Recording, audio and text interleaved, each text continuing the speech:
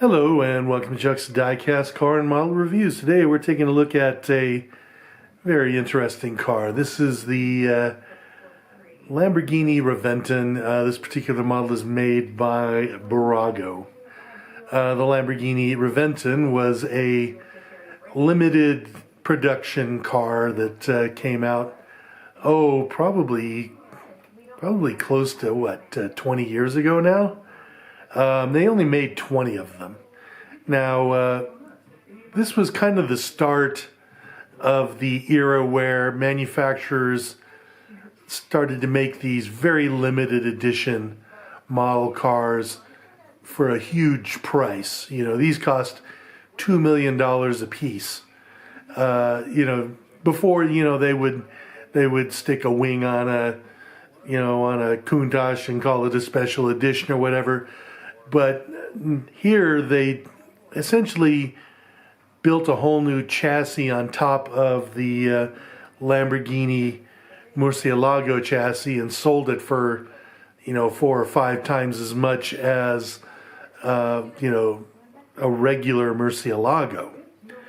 And that has led to, what happens now. Ferrari builds, a couple of dozen of this for a huge amount. Aston Martin does the same, with the Valkyrie or whatever, So the Reventon sort of started that trend. The difference between this car and the Murcielago, other than its styling, is the fact that it had a carbon fiber body work, I should say. It still had the same base chassis and engine as the Murcielago, and I mean, you can see how much different it is. The designer of the car really took inspiration from the stealth fighter when he designed this car, and it's definitely very striking. It was very striking when I saw the first one that I ever saw. The problem is that Lamborghini took this design and then just did some tweaks to it and made their next model of car the Aventador, and you can see how much the styling of the Aventador took from the Reventon. So if you were to be, seeing a Reventon, you'd wonder if maybe it was just an Aventador with a charcoal gray wrap on it or something like that. So if I were like the owner of a Reventon, I'd be suing Lamborghini for stealing their own design, and charging you way more than the the original design there. But as it is, it is a very cool looking car. They made 20 of these, and then they made 15 more Roadsters. And like I said, each costs in excess of $2 million. And they all were in this color. And it is, like I said, pretty neat to see. This was sort of also one of the first cars that came out that had, this matte or semi-gloss paint job on it also, which made it very striking at the time. So let's go ahead and take a look at this model here, okay? I mean, it is, a Bburago, so it's not the most expensive model, and, as a result, it's a bit, it's lacking in some detail. But you can see here that, it does have some good stuff to it as well.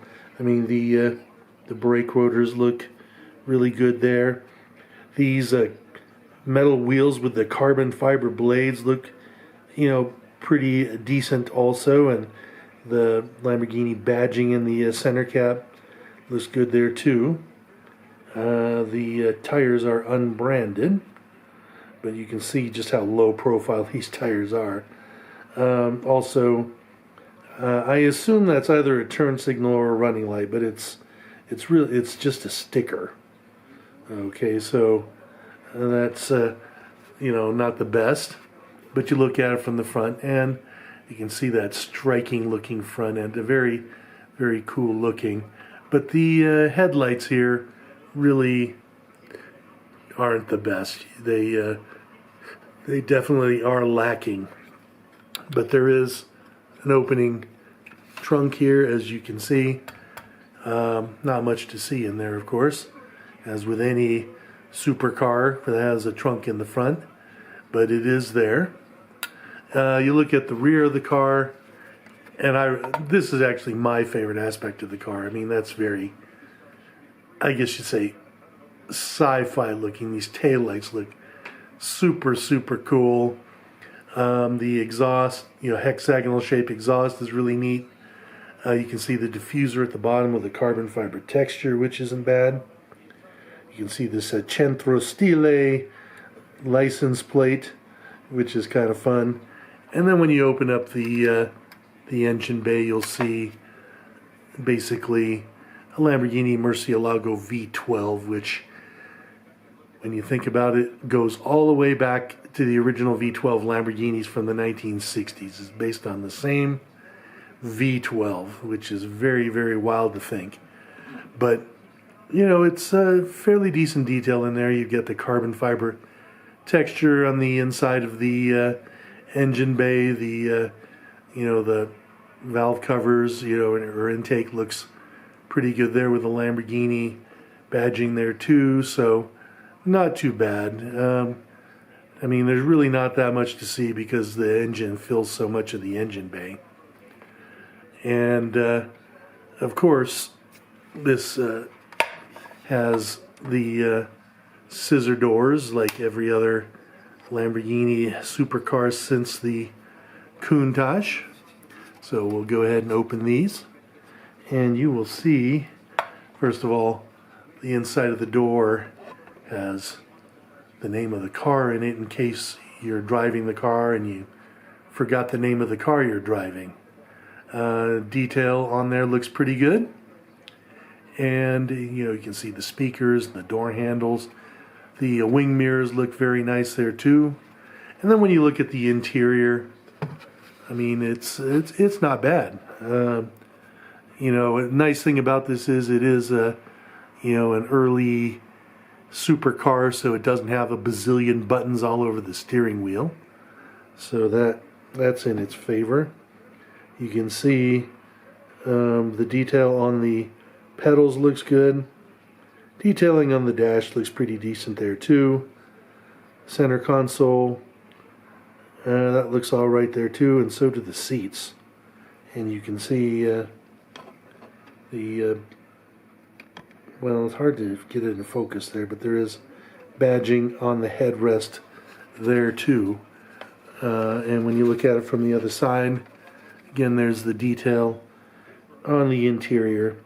Now, I don't know if this is a paddle shift car. I assume it is because I don't see a shift lever, but then again, I also don't see any paddles on the steering wheel either. So, I'm no expert on the Reventon, so I can't say for sure, but as you can see, the interior looks very nice. And when you look at the bottom here, you will also notice that it has a drive shaft leading up to the front because it is four-wheel drive. So I believe it was 70% of the power to the rear tires, 30 to the front. So just enough power to get you pulled through the corners, with the front wheels, but not, a huge contribution to the overall, traction of the car, I guess. So anyway, that is my review of the Lamborghini Reventon. I hope you enjoyed that, and if so, please go ahead and like and subscribe. Have yourself a great day.